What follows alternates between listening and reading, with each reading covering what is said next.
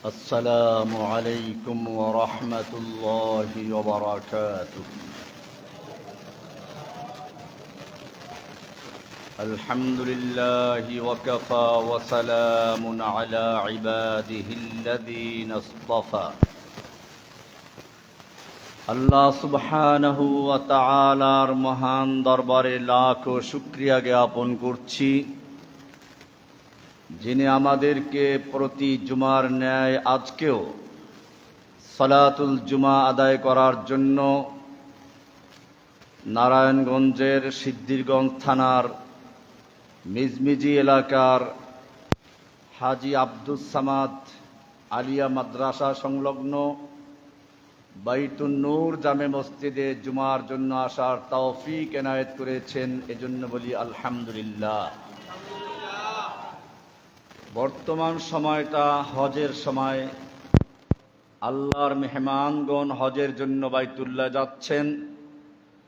সেজন্য আমরা এখান থেকে আত-তারিক ইলাল কাবা, কাবার পথে, এই শিরোনামে ধারাবাহিক কিছু আলোচনা পেশ করার ইচ্ছা পোষণ করেছি।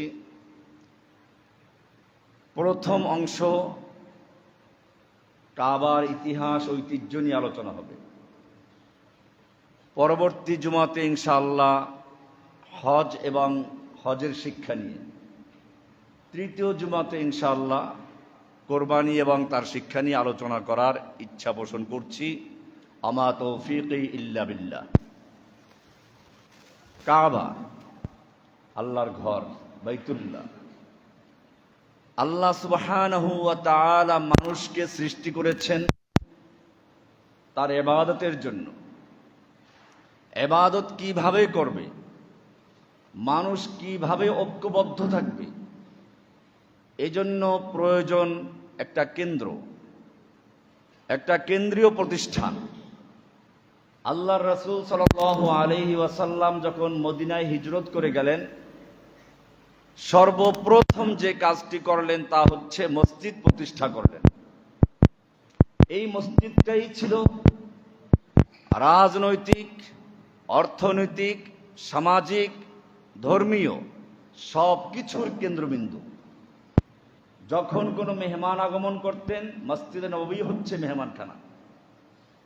আবার যখন কোনো প্রতিনিধি দল আসবে সাক্ষাতের জন্য, মসজিদে নববী হচ্ছে গণভবন। সংসদ ভবন বলেন, গণভবন বলেন, এরকমভাবে বঙ্গভবন বলেন, সব কিছুই ছিল মসজিদে নববী। আল্লাহ সুবহানাহু ওয়া তাআলা সেজন্য পবিত্র কোরআনের সূরা মায়দার ৯৭ নম্বর আয়াতে ইরশাদ করেছেন, জাআলাল্লাহুল কাবাতাল বাইতাল হারামা কিয়ামাল লিন্নাস।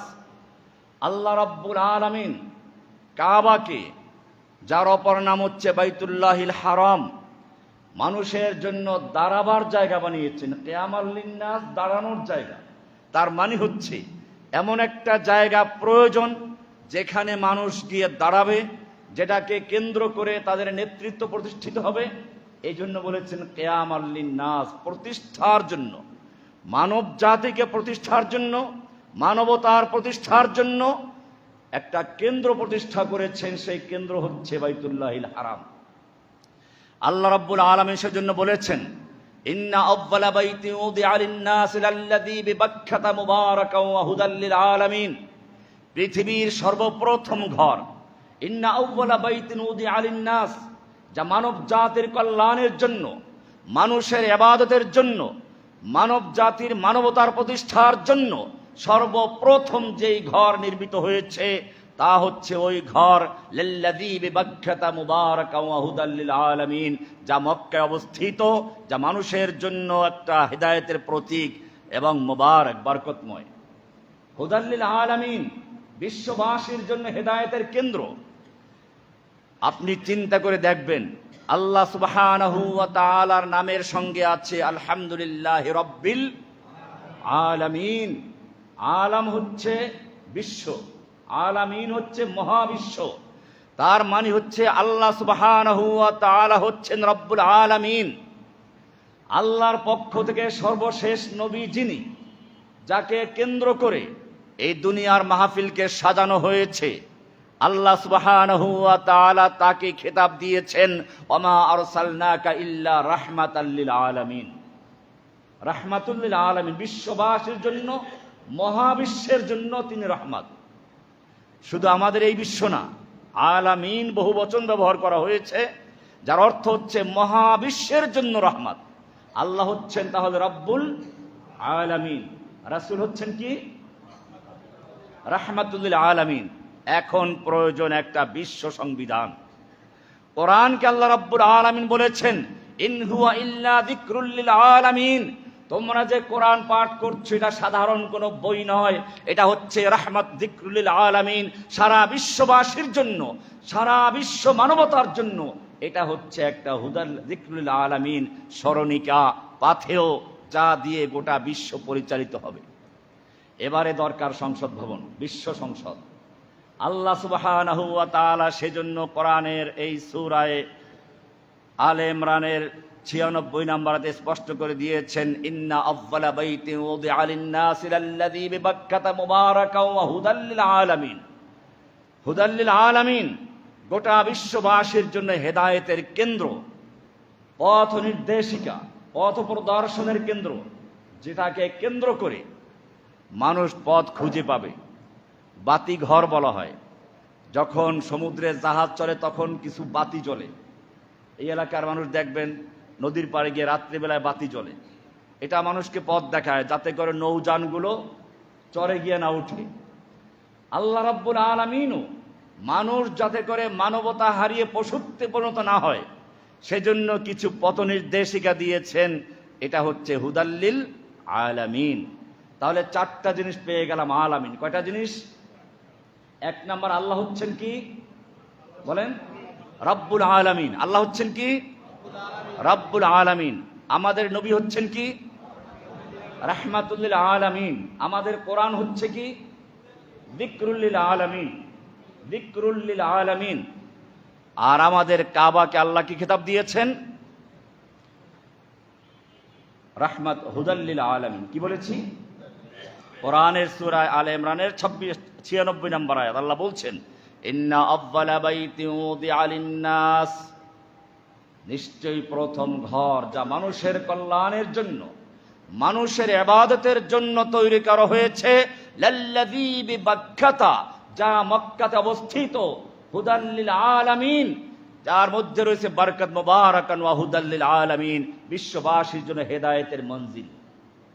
সুতরাং বোঝা গেল আল্লাহ রাব্বুল আলামিন যেই ঘরকে হুদাল লিল আলামিন বলে আখ্যায়িত করেছেন, ওটাই হচ্ছে বিশ্ব মানবতার জন্য কেন্দ্র, ওটাই হচ্ছে বিশ্ব মঞ্জিল। এরপরে যদি কোনো পীর, কোনো খাজা বাবা, গাজা বাবা, ল্যাংটা বাবা, কোনো দরবারওয়ালা নিজের দরবারকে বিশ্ব জাকের মঞ্জিল বা বিশ্ব মঞ্জিল খেতাব দিয়ে দেয়, সে আল্লাহর সঙ্গে চ্যালেঞ্জ করেছে। ওটা আব্রাহার বিশ্ব মঞ্জিল, আব্রাহার বিশ্ব মঞ্জিল। কারণ কাবাকে বিশ্ব মঞ্জিল খেতাব দিয়েছেন কে? হুদাল লিল আলামিন, গোটা বিশ্ববাসীর জন্য হেদায়েতের মঞ্জিল। এটাই জাকের মঞ্জিল। জাকের মানে কি? যারা জিকির করে, আল্লাহর স্মরণ করে। তো আল্লাহর স্মরণ করে যারা, তাদের জন্য বিশ্ব মঞ্জিল কোনটা? কোন বিশেষ পীরের দরবার? এগুলো খেয়াল রাখবেন। একজন মুমিনকে পরিষ্কার হতে হবে। আল্লাহ সুবহানাহু ওয়া তাআলা কাবাকে খেতাব দিয়েছেন হুদাল লিল আলামিন। এরপরে কোন প্রতিষ্ঠান, কোন দরবার, কোন দরগা এই আলামিন খেতাব লাগাতে পারে না। মহাবিশ্বের জন্য হেদায়েতের কেন্দ্র হচ্ছে বাইতুল্লাহ।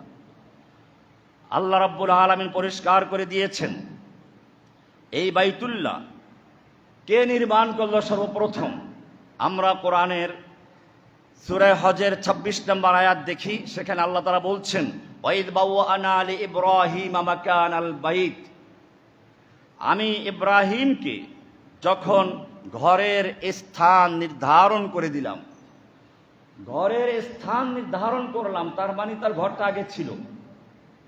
এই আয়াত ইঙ্গিত করে যে ইব্রাহিম আলাইহিস সালাম এই ঘরের প্রথম প্রতিষ্ঠাতা নন, আগেও ছিল। এই জন্য তাফসিরে লেখে প্রথম কাবার এই জায়গায় ঘর নির্মাণ করেন ফেরেশতারা। এরপরে আদম আলাইহিস সালাম যখন দুনিয়া আগমন করলেন, তিনি আবার এই ঘরকে পুনর্নির্মাণ করলেন।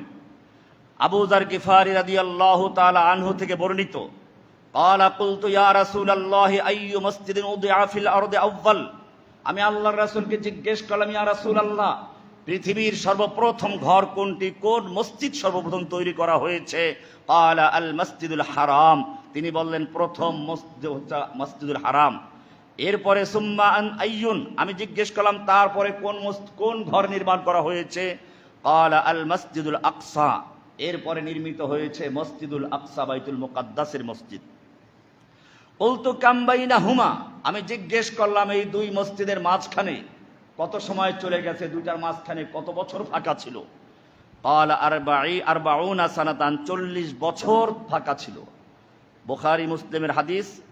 এই হাদিস প্রমাণ করে যে সর্বপ্রথম পৃথিবীতে ঘর তৈরি হয় কাবায়ে শরীফ, বাইতুল্লাহিল হারাম। আব্দুল্লাহ ইবনে আব্বাস রাদিয়াল্লাহু তাআলা আনহু থেকে বর্ণিত, তাফসিরে তাবারি, তাফসিরে ইবনে আবি হাতিম উল্লেখ করা হয়েছে, আউয়ালু মান বানা আল বাইতা আদম আলাইহিস সালাম, সর্বপ্রথম বাইতুল্লাহ নির্মাণ করেন আদম আলাইহিস সালাম। আব্দুল্লাহ ইবনে আব্বাস থেকে আরেকটি বর্ণনা, কানাতিল কাবাতু খাশাতান আলাল মা, সর্বপ্রথম সারা বিশ্ব পানিতে ডুবন্ত ছিল, পানি ছিল। এরপরে সেই পানির ভিতর থেকে ফেনা জমে, কাবাত খাশাতান আলাল মা, পানির উপরে ফেনা জমে যায়। ফাদুহিয়াতিল আরদ মিন তাহতিহা, এরপরে সেই ফেনার জায়গাটাই হচ্ছে কাবা শরীফ। এরপরে তার নিচের থেকে পৃথিবী সম্প্রসারিত হয়, পৃথিবী বিছিয়ে দেওয়া হয়। তাফসিরে তাবারিতে উল্লেখ করা হয়েছে। আব্দুল্লাহ ইবনে আব্বাস রাদিয়াল্লাহু তাআলা আনহু থেকে আরেকটি হাদিস, ইন্না আউয়ালা মা খালাকাল্লাহু মিনাল আরদি মাওদিআল কাবা, পৃথিবীর সর্বপ্রথম যেই জায়গা আল্লাহ সুবহানাহু ওয়া তাআলা তৈরি করেন তা হচ্ছে কাবার জায়গা। সুম্মা দুহিয়াতিল আরদু মিনহা, এরপরে সেখান থেকে জমিনকে সম্প্রসারিত করা হয়, জমিনকে বিছিয়ে দেওয়া হয়।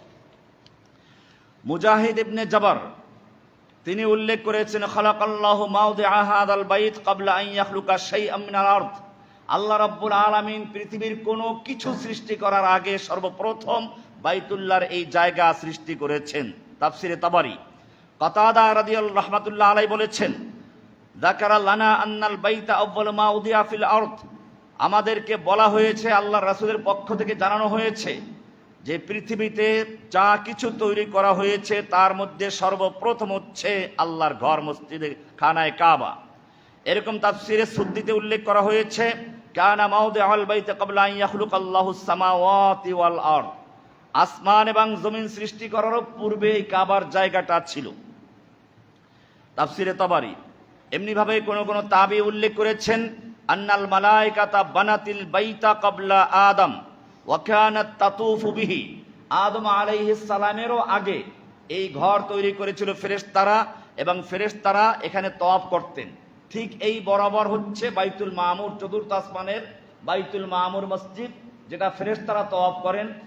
এরপরে যারা দুনিয়াতে ফেরেশতারা বিচরণ করতেন তাদের জন্য পৃথিবীতে প্রথম এই খানায়ে কাবা নির্মাণ করেন। এরপরে যখন আদম আলাইহিস সালামকে পাঠানো হয় তিনি পুনর্নির্মাণ করেন। এমনিভাবে মুআররিখিন উল্লেখ করেছেন, ইন্না আদামা হুয়া আউয়ালু মান বানাল বাইত সুম্মা দারাসা সুম্মা দাল্লাল্লাহু ইব্রাহিম আলা মাকানি।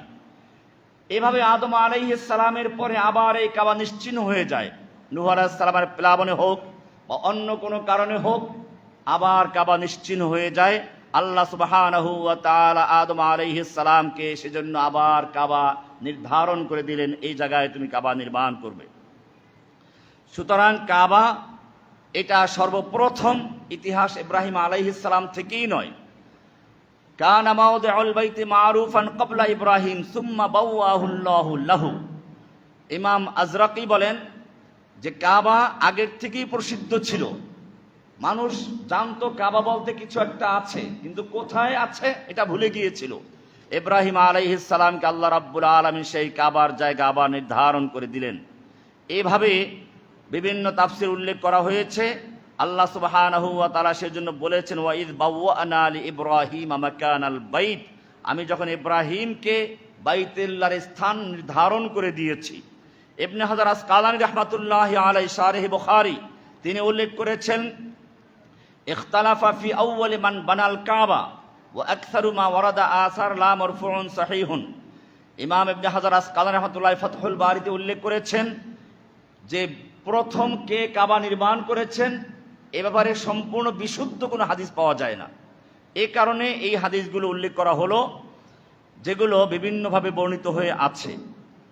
ইমাম সুহাইলি বলেন, আল বাইতু কাদিমুন ওয়া ইব্রাহিম ইন্নামা রাফা কাওয়াইদাহু। বাইতুল্লাহ আগের থেকেই ছিল, ইব্রাহিম আলাইহিস সালাম এটাকে পুনর্বার প্রকাশ করেন, নির্মাণ করেন। কাবা এটা পৃথিবীর মধ্যখানে অবস্থিত। মানুষ যেরকম মানুষের নাভি তার শরীরের মাঝখানে, ঠিক কাবা মানে হচ্ছে নাভি। কাবুন শব্দের অর্থ হচ্ছে উভ্রান্ত জায়গা। যেমন আমাদের পায়ের গোড়ালি দুই পাশে যে হাড্ডি আছে এটাকে বলা হয় কাব।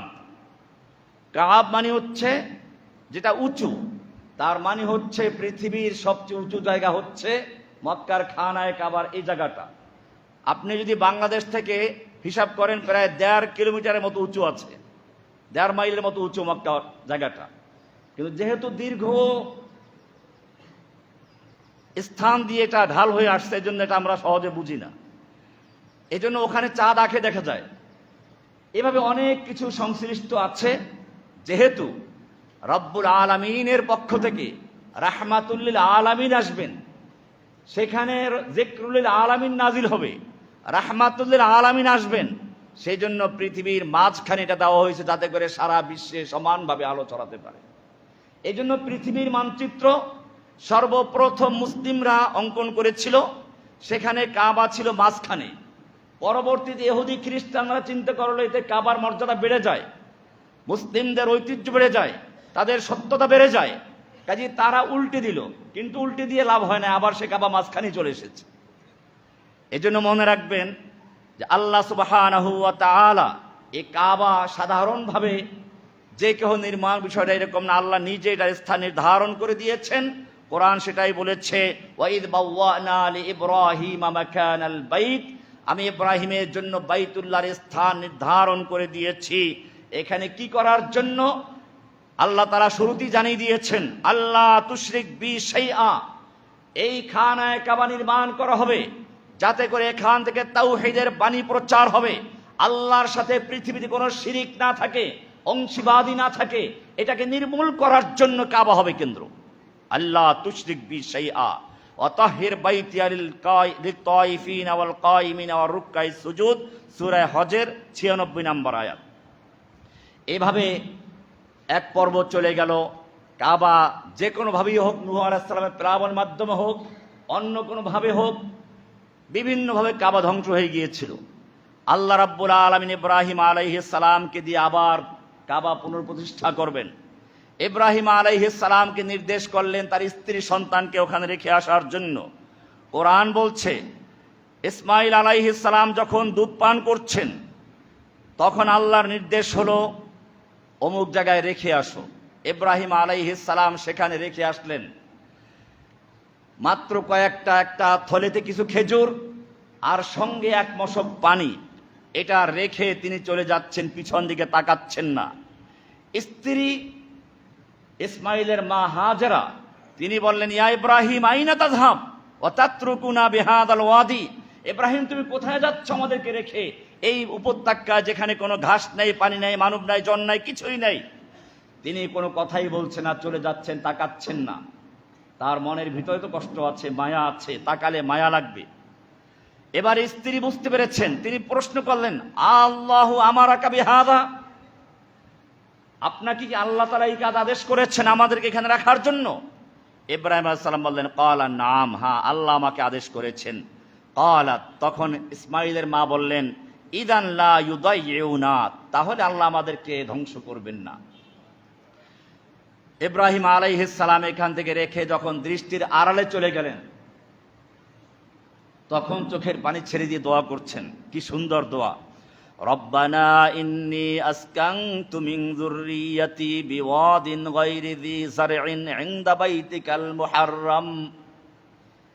রব্বুল আলামিন, আমি আমার পরিবারকে এমন একটা জায়গায় রেখে যাচ্ছি, গায়রি যী যারইন, যেখানে কোনো ফসল নাই, উদ্ভিদ নাই, পানি নাই, শুকনো মরুভূমি। কোনো মানুষ নাই, কোনো জন নাই, আমি এখানে রেখে যাচ্ছি তোমার নির্দেশেই। তবে একটা জিনিস, ইনদা বাইতিকাল মুহাররম, তোমার পবিত্র ঘরের কাছে রেখে যাচ্ছি। তাহলে বোঝা গেল ইব্রাহিমকে আল্লাহ তাআলা ওই জায়গাটা দেখিয়ে দিয়েছিলেন, যেটা আগে বললাম। এটা আল্লাহর নির্দেশ ছিল, যেখানে রেখে যাও। ইসমাইল এখানে বড় হোক, এই জায়গাটা পরিচিত হোক, এখানেই তাকে কাজ করতে হবে। ইব্রাহিম আলাইহিস সালাতু ওয়াস সালাম রেখে গেলেন, মাঝে মধ্যে আসছেন দেখার জন্য। এর মধ্যে একটু বড় হয়ে গেল, ইব্রাহিম আলাইহিস সালাতু ওয়াস সালাম রেখে গেলেন। খাবার শেষ হয়ে গেছে, পানি শেষ হয়ে গেছে। ইসমাইলের মা সন্তানের জন্য উদ্গ্রীব হয়ে গেলেন। একবার সাফায় দৌড়াচ্ছেন, একবার মারোয়া দৌড়াচ্ছেন, কোনো মানুষ দেখা যায় কিনা, কোনো পানির সন্ধান পাওয়া যায় কিনা। হঠাৎ দেখতে পেলেন ফাইদা হিয়া বিল মালাক ইনদা মাওদে জমজম, এখন যেখানে জমজম কুয়া সেখানে তিনি দেখতে পেলেন ফাদারাবা, একজন ফেরেশতাকে, ফাদারাবাল আরদা, সেই ফেরেশতা পা দিয়ে আঘাত করছে। ফাখরাজাল মা, পানি বের হয়ে আসলো। অকালা মুহাম্মদ সাল্লাল্লাহু আলাইহি ওয়াসাল্লাম ইয়ারহামুল্লাহু উম্মা ইসমাঈল লাউ তারাকাত জামজাম লাকানাত আইনান মাঈনান। আল্লাহ রাসূল সাল্লাল্লাহু আলাইহি ওয়াসাল্লাম বলছেন, ইসমাইলের মা যখন সাফা মারওয়া 7 বার দৌড়দৌড়ি করেছেন, এরপরে দেখতে পেলেন পানি বের হয়ে গিয়ে দৌড়ে আসলেন। তিনি দেখলেন পানি চতুর্দিকে ছড়িয়ে যাচ্ছে, তিনি বেড়ি বাদ দিলেন আর বললেন জমজম জমজম, থেমে যাও থেমে যাও। জমজম অর্থ থেমে যাও। আল্লাহ সুবহানাহু ওয়া তাআলা এই নামটাই এই কুয়ার জন্য রেখে দিয়েছেন, জমজম নাম হয়ে গেল। আল্লাহ রাসূল সাল্লাল্লাহু আলাইহি ওয়াসাল্লাম বলছেন ইয়ারহামুল্লাহু উম্মা ইসমাঈল, আল্লাহ তাআলা ইসমাঈলের মায়ের প্রতি রহম করুন। লাউ তারাকাত জমজম, যদি ওই সময় জমজমে বেড়িবাদ না দিতেন, না আটকাতেন, লাকানাত আইনান মাঈনান, তাহলে এখান থেকে ঝর্ণা চালু হয়ে সারা বিশ্বে পানি সয়লাব হয়ে যেত। হাদিসটা বুখারীতে আছে। ফামাররাত রুফকাতান মিন জুরহুম, এখান দিয়ে জুরহুম গোত্র, ইয়ামানের একটা গোত্র জুরহুম, কিছু ব্যবসায়ী দল যাচ্ছিল। তারা দেখলো কুদাই এলাকা দিয়ে যাচ্ছিল, দেখলো এখানে পাখি উড়োউড়ি করছে। পাখি যখন পানি দেখে ওখানে উপর দিয়ে উঠতে থাকে, তারা দেখলো পানি, এখানে দেখে পাখি উঠছে। ফাআলিমু আন্না হুনাকা মাআন, তারা মনে করলো এখানে পানি আছে। ফাস্তাআযানু উম্মা ইসমাঈল ফিন নুজুল, তারা এসে দেখলো একজন মহিলা একটা শিশু নিয়ে আছে, পানি তিনি মালিকানা দখল করে আছেন। বললেন আমরা কি এখানে অবতরণ করতে পারি?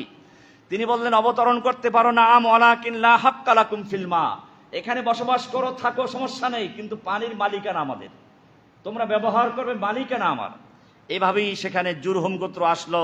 ইসমাইল আলাইহিস সালাতু ওয়াস সালাম সেখানে তাদের থেকে ওয়াসাব্বাল গোলাম, একটু বড় হলেন, ও তাআল্লামাল আরাবিয়াতা মিনহুম, তাদের থেকে আরবি শিখলেন। বুখারী হাদিসে আছে। ইতিমধ্যেই ইসমাইল প্রায় 13-14 বছরে উপনীত হয়ে গেছেন। ইব্রাহিম আলাইহিস সালাতু ওয়াস সালাম আসলেন, আল্লাহ রাব্বুল আলামিনের নির্দেশ নিয়ে আসলেন। এসে বললেন দেখো, ইয়া বুনাইয়া ইন্নী আরা ফিল মানামি আন্নী আযবাহুক। কি কঠিন অবস্থা। আল্লাহ তাআলা বলছেন ফালাম্মা বালাগা মাহুস সাইয়া, আমি এই বিষয়গুলো বিস্তারিত আলোচনা পরের জুমাতে পড়ব ইনশাআল্লাহ, তৃতীয় জুমাতে। আজকে ইতিহাসের অংশ হিসাবে ইসমাঈল আলাইহিস সালাতু ওয়াস সালাম বড় হলেন, মাত্র 13-14 বছর বয়স।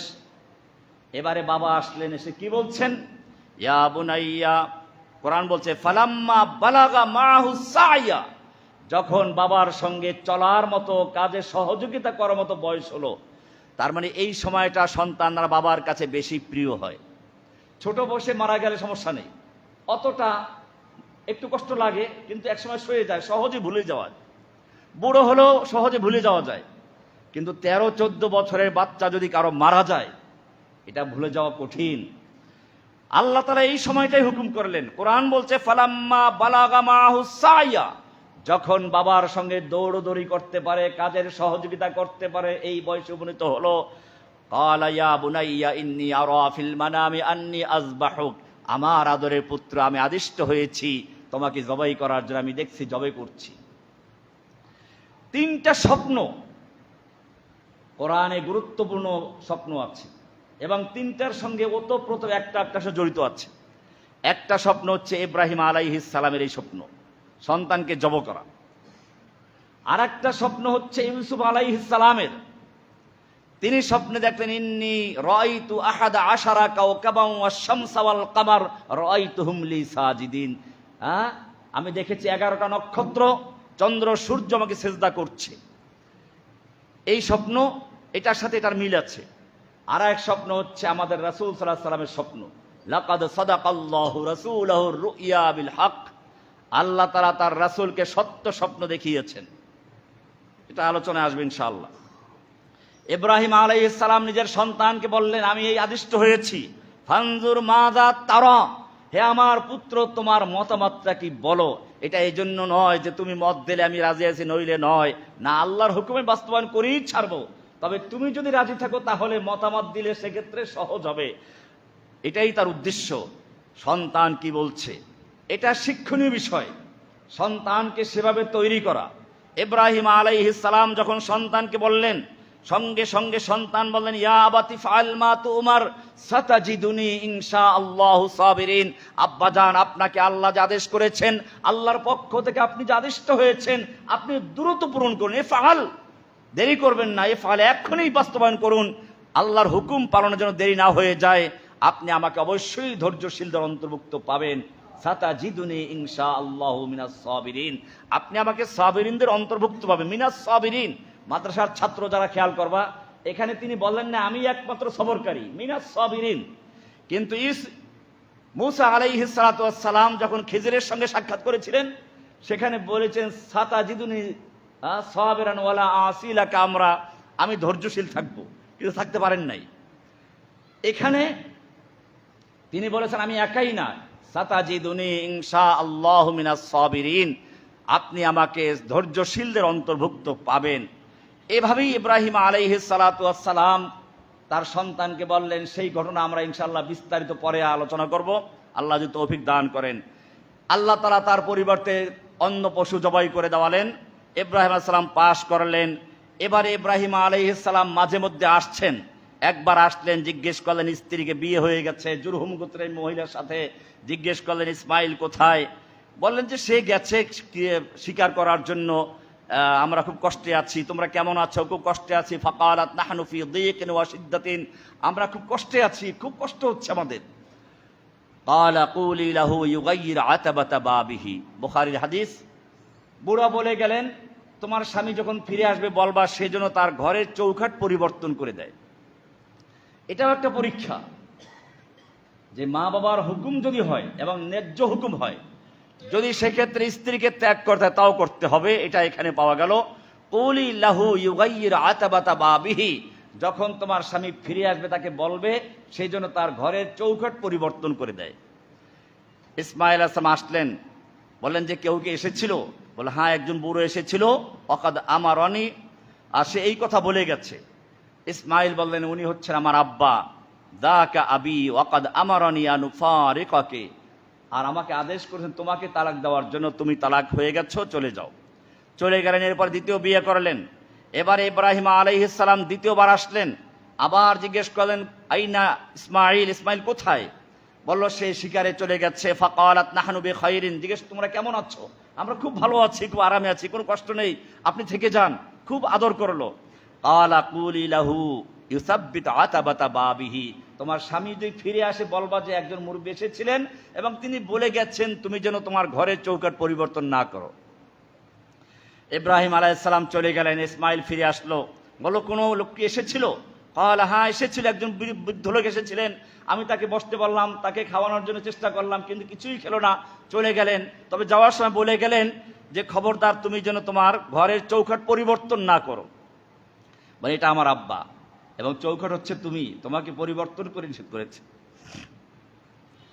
এটা হচ্ছে আর একটা অতিক্রম করলো, পরীক্ষায় পাশ করলেন। এবারে আল্লাহ সুবহানাহু ওয়া তাআলা এবারে ধাপে ধাপে পরীক্ষা করে ইব্রাহিম আলাইহিস সালামকে পাকা করলেন। ইসমাইলও পাকা হয়ে গেল। আল্লাহর ঘর যে কেউ নির্মাণ করতে পারবে না, সেই জন্য পরীক্ষা নিরীক্ষা করলেন। কারণ কোরআন বলছে ইন্নামা ইয়ামুরু মাসাজিদাল্লাহি মান আমানা বিল্লাহি ওয়াল ইয়াউমিল আখির, নিশ্চয়ই মসজিদ নির্মাণ করবে, মসজিদ আবাদ করবে ওই সকল লোকেরা, মান আমানা বিল্লাহি, যাদের মধ্যে 5টা কোয়ালিটি থাকবে। এজন্য যে কোনো জায়গায় খেয়াল রাখবেন, মসজিদ কমিটির মেম্বার হওয়ার জন্য এগুলো খুবই জরুরি। নামাজ নেই, কালাম নেই, হিসাব নেই, কিছুই নেই, মসজিদের বড় বড় পদ দখল করে থাকে না ওই জায়গায়, এখানে না, এখানে তো মাশাআল্লাহ সবাই নিয়মিত সালাত আদায় করেন মাশাআল্লাহ, এটা না। আল্লাহ তাআলা বলছেন মান আমানা বিল্লাহি, এক নাম্বার কোয়ালিটি হচ্ছে মসজিদ যারা নির্মাণ করবে, মান আমানা বিল্লাহি, আল্লাহর উপরে পূর্ণ ঈমান রাখতে হবে। কারণ ঈমান যদি না থাকে সে মসজিদ নির্মাণ করবে কি করে? ওয়াল ইয়াউমিল আখির, পরকালের বিশ্বাস থাকতে হবে। কারণ মসজিদ নির্মাণ করতে গেলে জনগণের টাকা পয়সা আসবে, পরকালে যদি হিসাব নিকাশের দায় দায়িত্ব না থাকে, বিশ্বাস না থাকে, ভয় না থাকে, টাকা পয়সা চুরি করে খাবে। এজন্য বলেছেন ওয়াল ইয়াউমিল আখির। 3 নাম্বার, মসজিদ নির্মাণ করলো আখিরাতে বিশ্বাস করে নামাজ পড়ে না, তাহলে সে কি করে বুঝবে মসজিদের প্রয়োজন কি? এজন্য 3 নাম্বার শর্ত হচ্ছে ওয়াকামাস সালাতা, নিয়মিত সালাত কায়েম করে, মাঝে মধ্যে না। এরপরে বলা হয়েছে মসজিদ নির্মাণ করতে গিয়ে অনেক ভয় ভীতির ব্যাপার আসবে, বাধা আসবে। আল্লাহ রাব্বুল আলামিন শুনে 5ম শর্ত দিয়েছেন ওয়ালাম ইয়াখশা ইল্লাল্লাহ, আল্লাহ ছাড়া কাউকে ভয় করে না। কয়টা কোয়ালিটি হলো? সূরা তাওবার 18 নম্বর আয়াত দেখবেন। এটা মসজিদ কমিটির কোয়ালিটি। ইমাম তো আছি, এখন আমাদের দুর্ভাগ্য ইমাম সাহেবের অবস্থা হচ্ছে ওয়ালাম ইয়াখশা ইল্লাল কমিটি। আল্লাহ ছাড়া কাউকে ভয় করে তা না, কমিটি ছাড়া কাউকে সে ভয় করে না। অনেক মসজিদে আছে এরকম, কমিটির চেয়ারম্যান মেম্বার থাকে দুষ্ট লোক, তাদেরকে হাত করে, তারপরে সেই মুসল্লিদের সে দুর্ব্যবহার করে বা মসজিদের ফান্ড তসরুফ করে, এগুলো চলবে না। আল্লাহ তাআলা এখানে পরিষ্কার করে দিয়েছেন। ইব্রাহিম আলাইহিস সালাতু ওয়াস সালামকে যখন সর্বদিক দিয়ে পরীক্ষা করলেন, আল্লাহ বলছেন শোনো ইব্রাহিম, ওয়াইযিব তালা ইব্রাহিম রাব্বুহু বিকালিমাতিন ফাতাম্মাহুন্না, ইব্রাহিমকে আল্লাহ রাব্বুল আলামিন কতগুলো কাজের মাধ্যমে পরীক্ষা করেছেন, এবে তালা বিপদগ্রস্ত করেছেন, পরীক্ষা করেছেন, সন্তান না দিয়ে পরীক্ষা করেছেন, ঘর থেকে বাবা বের করে দিয়েছে, পরীক্ষা করেছেন আগুনের মাধ্যমে, পরীক্ষা করেছেন সন্তানকে জবাই করার মাধ্যমে, এবারে পরীক্ষায় পাশ করেছ ইন্নী জাইলুকা লিন্নাসি ইমামা, এবারে তোমাকে আমি ইমাম বানাবো, তুমি ইমাম হবে, তোমার কাজ আছে এখন ঘর তৈরি করতে। আল্লাহ তাআলা বলছেন, এবারে হুকুম আসলো ওয়াইয ইয়ারফাউ ইব্রাহিমুল কওয়াইদা মিনাল বাইতি ওয়া ইসমাঈল, এখন তুমি যোগ্য হয়েছো ঘর নির্মাণ করার জন্য, কাবা নির্মাণ করার জন্য, মসজিদ নির্মাণ করার জন্য। কাবা নির্মাণ শুরু হয়ে গেছে। আল্লাহ তাআলা বলছেন ওয়াইয ইয়ারফাউ ইব্রাহিমুল কওয়াইদা মিনাল বাইতি, পিতা পুত্র মিলে যখন বাইতুল্লাহ নির্মাণ করছিলেন তখনই তারা অনেকগুলো দোয়া করেছিলেন। 1 নাম্বার দোয়া হচ্ছে রব্বানা তাকাব্বাল মিন্না ইন্নাকা আনতাস সামিউল আলিম ওয়া রাব্বুল আলামিন, আমি এবং আমার সন্তান মিলে তোমার জন্য ঘর তৈরি করছি, যদি ঘর তৈরি হলো তুমি কবুল করলে না কি লাভ হবে, মেহেরবানি করে তুমি কবুল করো, ইন্নাকা আনতাস সামিউল আলিম, আমাদের কথা কি বলছি, মুখে কি দোয়া করছি তা তুমি যেমন শুনো, আলিমুন, অন্তরে আমার কি আছে তাও তুমি জানো, অন্তরের মধ্যে কোনো রিয়া আছে কিনা এটাও তুমি ভালো করে জানো। এরপরে বললেন রব্বানা ওয়াজআলনা মুসলিমাইন লাকা ওয়া মিন যুররিয়াতিনা উম্মাতাম মুসলিমাতাল লাক, রব্বুল আলামিন তোমার জন্য মসজিদ তৈরি করেছি, তোমার জন্য ঘর তৈরি করেছি, তুমি কবুলও করে নিলে, কিন্তু কিছু কপাল পোড়া আছে, মসজিদ কবুল হয় তৈরিও করে কিন্তু নিজেরা নামাজ পড়ে না, সন্তানকে মসজিদমুখী করে না, তাকে জোসেফ স্কুলে পড়ায়, ইংলিশ মিডিয়াম স্কুলে পড়ায়, খ্রিস্টান মিশনারি স্কুলে পড়ায় দুনিয়া কামাই করার জন্য। এরপরে সেই সন্তান মা বাপকে ঘাট ধরে বের করে দেয়। আল্লাহ আমার সন্তান যেন এমনটা না হয়, রব্বানা ওয়াজআলনা মুসলিমাইন লাকা, তুমি আমাকে আমার সন্তানকে দুজনকেই তোমার আনুগত্যশীল বান্দা হয়ে থাকার তৌফিক দান করো। খুবই গুরুত্বপূর্ণ বিষয়, যাদের সন্তান আছে ভালো করে শুনুন, এই দোয়া করতে হবে, আল্লাহ তুমি আমাকেও এবং আমার সন্তানদেরকেও তোমার মুসলিম হয়ে থাকার তৌফিক দান করো। অমিন যুররিয়াতিনা, আমাদের ভবিষ্যৎ প্রজন্ম থেকেও উম্মাতাম মুসলিমাতাল লাক ওয়ারিনা মানাসিকানা, তোমার ইবাদত কেমনে করতে হবে, এই ঘরের ইবাদত কি করে করতে হবে সেটা তুমি আমাদেরকে শিখিয়ে দাও, তুমি ছাড়া তো আমাদের শিক্ষা দেওয়ার কেউ নেই। এবারে 3 নম্বর দোয়া করেন রব্বুল আলামিন, আমার সন্তান যেন সুশিক্ষা পায়, সেজন্য ভালো প্রতিষ্ঠানে ভর্তি করাতে হবে, ভালো শিক্ষক লাগবে, কোন খ্রিস্টান কোন ইহুদির স্কুলে যেন না পড়ে, কোন নাস্তিক মুরতাদদের কাছে যেন পড়াশোনা না করে, সেজন্য একজন রাসূল পাঠাও। 3 নম্বর দোয়া রব্বানা ওয়াবআস ফীহিম রাসূলাম মিনহুম ইয়াতলু আলাইহিম আয়াতিক ওয়া রাব্বুল আলামিন, আমি তোমার জন্য ঘর তৈরি করেছি, তুমি কবুল করেছো, আমি দোয়া করেছি আমাকে আমার সন্তানকে কবুল করো, তাও কবুল করেছো, কিন্তু ভালো প্রতিষ্ঠান নেই, তাহলে কেমনে হবে, আমি যেন আমার সন্তানদেরকে কোনো খ্রিস্টানদের কাছে না পড়াই, পড়াই, কোনো নাস্তিকের কাছে না পড়াই, কোনো মুরতাদের শিক্ষক না বানাই।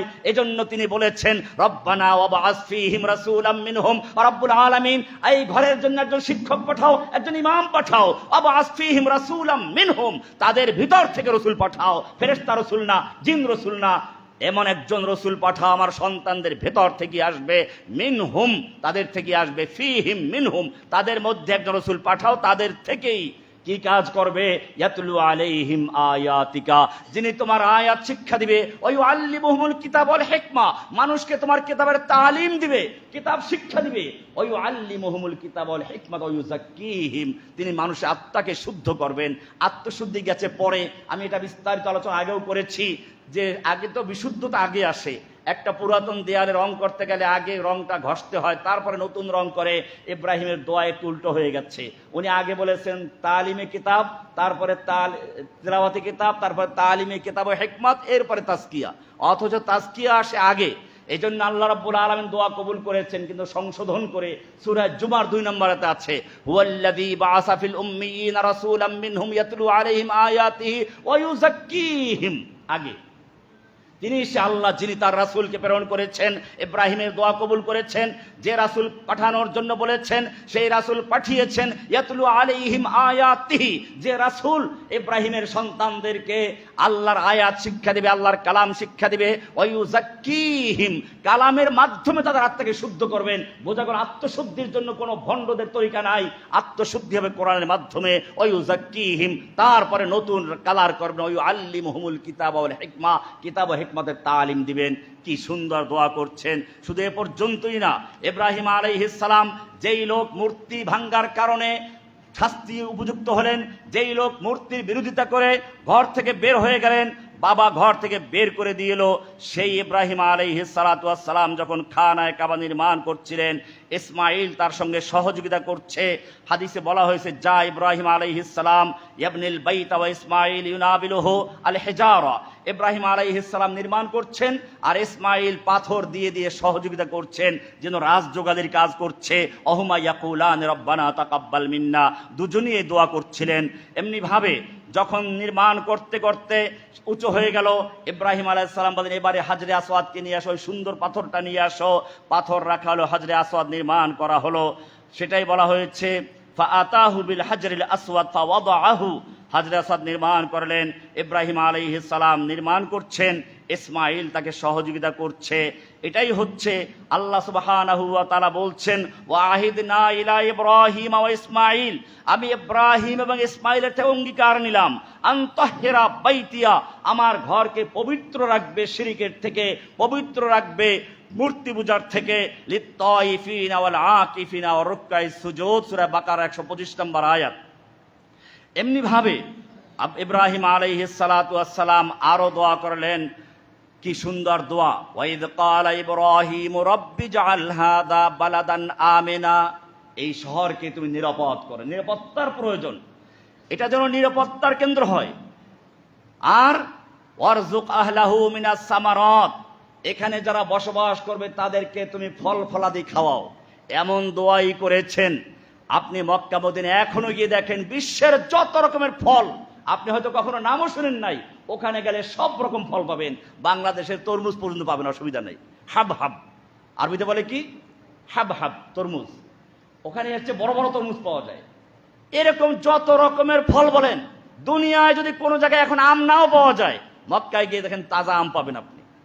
এরকম সবকিছু পাওয়া যায়। কেন? ইব্রাহিম আলাইহিস সালাম দোয়া করেছেন, কি সুন্দর দোয়া, ওয়ারযুক আহলাহু মিনাস সামারাতি মান আমানা মিনহুম বিল্লাহি ওয়াল ইয়াউমিল আখির, এখানের যারা বসবাস করবে আমার সন্তানদেরকে তুমি বিভিন্ন ফল ফলাদি দিয়ে তাদের রিজিকের ব্যবস্থা করে দাও।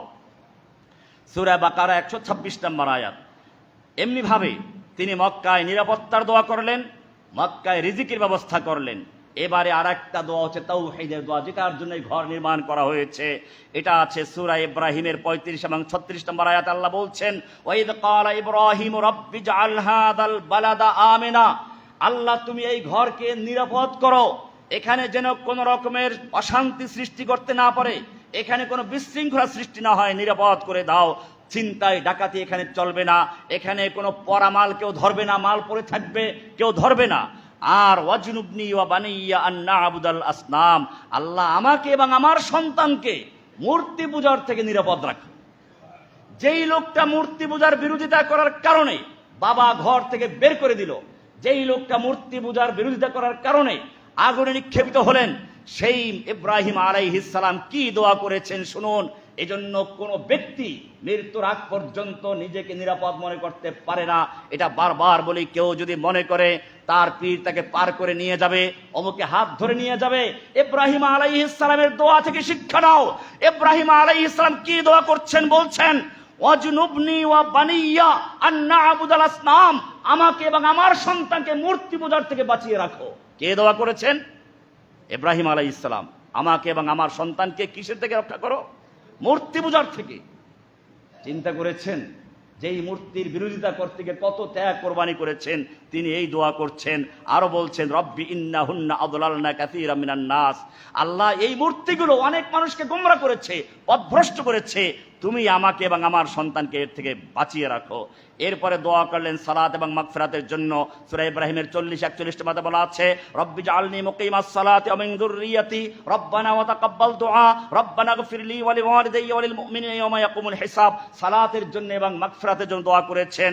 এরপরে ইব্রাহিম আলাইহিস সালামের প্রতি আরেকটা নির্দেশ আসলো আসল জায়গায়।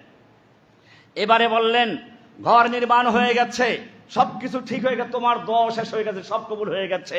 এবারে আর একটা বড় কাজ আছে, যে জন্য এটাকে তৈরি করা হয়েছে, বিশ্বের কেন্দ্র, এখানে মানুষ আসবে, সেজন্য দাওয়াত দাও। কোরআন বলছে, ওয়াদ্দিন ফিন নাসি বিল হজ্জে, মানুষকে হজের দাওয়াত দাও। ইয়াতুকা রিজালান, মানুষ পায়ে হেঁটে আসবে। ওয়া আলা কুল্লি দামিরিন, এবং দুর্বল জীর্ণ শীর্ণ উঠে চড়ে, মোটা তাজা দুর্বল সব রকম উঠে চড়ে আসবে। মিন কুল্লি ফাজ্জিন আমিক, দূর দূরান্ত থেকে মানুষেরা ছুটে আসবে। মক্কায় যখন দেখবেন হজের মৌসুম আসে বা রমজান আসে, মানুষ কত দূর থেকে, কেবল প্রত্যেকটা রাস্তা ভরে ভরে আসে, আর বিমানগুলো ভরে আসতেছে, এয়ারপোর্টগুলো সব গরম হয়ে যায়। আল্লাহর এই ইব্রাহিমের সেই দোয়া আযান, আল্লাহ বলছেন, ওয়াদ্দিন ফিন নাস বিল হজ্জে, মানুষকে তুমি হজের জন্য আহ্বান জানাও, আযান দাও, ডাক দাও। ইয়াতুকা রিজালান, মানুষ চতুর্দিক থেকে পায়ে হেঁটে আসবে। ওয়া আলা কুল্লি দামিরিন, উঠে চড়ে আসবে। এটা মিন কুল্লি ফাজ্জিন আমিক, ইয়াতিনা মিন কুল্লি ফাজ্জিন আমিক, চতুর্দিক থেকে দূর দূরান্ত থেকে মানুষেরা চলে আসবে।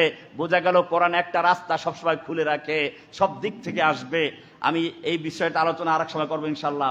কোরআন সবসময় কোনো জিনিসকে তাহদীদ করে না, মৌলিক বিষয়গুলো বলে দেয়। কারণ কোরআন শুধু ওই সময়ের জন্য না, কোরআন বলেছে জিহাদ করো, সেখানে বলেছেন কি, ওয়াইদ্দু লাহুম মাস্তাতাতুম মিন কুওয়া ওয়া মির রিবাতিল খাইল, তোমরা দুশমনদের মোকাবেলা করার জন্য শক্তি সঞ্চয় করো, শক্তি প্রস্তুত করো। আর কি করো, আমির রিবাতিল খাইলে, ঘোড়া প্রস্তুত রাখো। ওই সময় ঘোড়ার যুদ্ধ ছিল, তীর তরবারের যুদ্ধ ছিল। আমির রিবাতিল খাইল তুরহিবুনা বিহি আদুওয়াল্লাহি আদুওয়াকুম, যার মাধ্যমে তোমরা তোমাদের দুশমনদেরকে এবং আল্লাহর দুশমনদেরকে ভীত সন্ত্রস্ত করে রাখবে। অস্ত্র তৈরি করতে বলেছে, কিন্তু এরপরে বলেছেন ওয়াখারিনা মিন দুনিহিম, এছাড়া আরো কিছু আছে যা তোমরা জানো না। তার মানে রাস্তা খুলে রাখলেন, শুধু এইগুলোর মধ্যে সীমাবদ্ধ থাকবে না, কিয়ামত পর্যন্ত কোরআন থাকবে। সেই জন্য রাস্তা উন্মুক্ত করে দিয়েছেন। কিয়ামতের আগে ট্যাঙ্ক আসবে যুদ্ধ করার জন্য স্থলে, আকাশে বিমান আসবে, ক্ষেপণাস্ত্র আসবে, পারমাণবিক বোমা আসবে, আল্লাহ সেগুলো আয়াতের মধ্যে ফাঁকা করে দিয়েছেন। এই জন্য মনে রাখতে হবে, সূরা তাওবার 60-61 নম্বর আয়াত, আমি বিস্তারিত যাচ্ছি না ওদিকে। এখানেও আল্লাহ তাআলা এখানে উন্মুক্ত করে রেখেছেন মানুষ কিভাবে কাবায় যাবে। আল্লাহ তাআলা আরো জানিয়ে দিলেন, ওয়ালিল্লাহি আলান নাসি হিজ্জুল বাইতি মান ইসতাতা ইলাইহি সাবিলা। এইখানে আর পায়ে হাঁটার কথা বলেন নাই, এখানে আর উটের কথা বলেন নাই, পরিষ্কার জানিয়ে দিলেন সূরা আল ইমরানের 97 নম্বর আয়াতে, ওয়ালিল্লাহি আলান নাসি হিজ্জুল বাইতি, বাইতুল্লাহকে মানুষকে হজ করা আল্লাহ তাআলা বাধ্যতামূলক করে দিয়েছেন। মান ইসতাতা ইলাইহি সাবিলা, ওই বাইতুল্লাহ যাওয়ার মতো যার সক্ষমতা আছে, সে পায়ে হেঁটে হোক, উটে চড়ে হোক, বিমানে চড়ে হোক, সব রাস্তা আল্লাহ খুলে দিলেন। এবারে এটাই কোরআন। কোরআন কোনো সময়ের সাথে সম্পৃক্ত না, খাস না। এভাবে ইব্রাহিম আলাইহিস সালাম আরো দোয়া করলেন, ক্বালা রব্বি ওয়ামা, আমার আওয়াজটা কি করে পৌঁছবে? আমি আওয়াজ দিলাম, ডাক দিলাম, ঠিক আছে, মানুষকে এখানে ডাক দিলাম, কে আমার ডাক শুনবে? আমার ডাকে কে সাড়া দিবে? রব্বি ওয়ামান ইয়াবলুগু সাউতি, আমার আওয়াজ কি করে পৌঁছবে?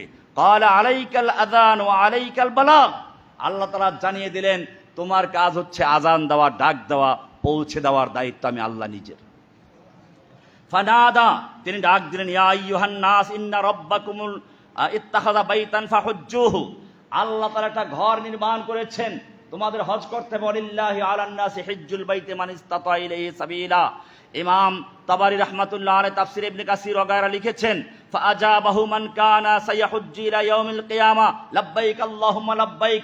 ইব্রাহিম আলাইহিস সালামের সেই ডাক আল্লাহ রাব্বুল আলামিন মানুষের রূহ যেখানে ছিল, মায়ের পেটের ভিতরে যে ছিল সেখানে পৌঁছে দিয়েছেন, বাবার পিঠের মেরুদণ্ডের হাড্ডির ভিতরে যে আছে সেখানে পৌঁছে দিয়েছেন, মায়ের রেহেমের ভিতরে যে আছে সেখানে পৌঁছে দিয়েছেন, রূহ জগতে যারা অবস্থান করছে সেখানে পর্যন্ত ইব্রাহিমের আওয়াজ পৌঁছে গেছে।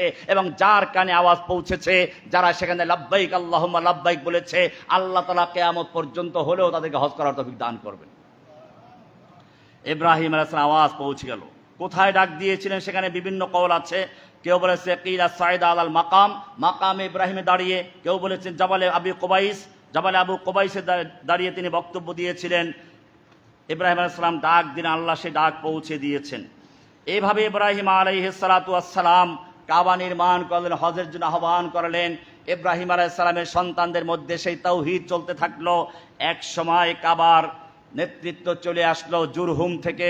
জুরহুমের লোকের এক সময় কাবায় অন্যায় করলো, তারা মানুষের জুলুম করতে শুরু করলো এবং তারা মানুষের প্রতি অন্যায় অত্যাচার করতে শুরু করলো এবং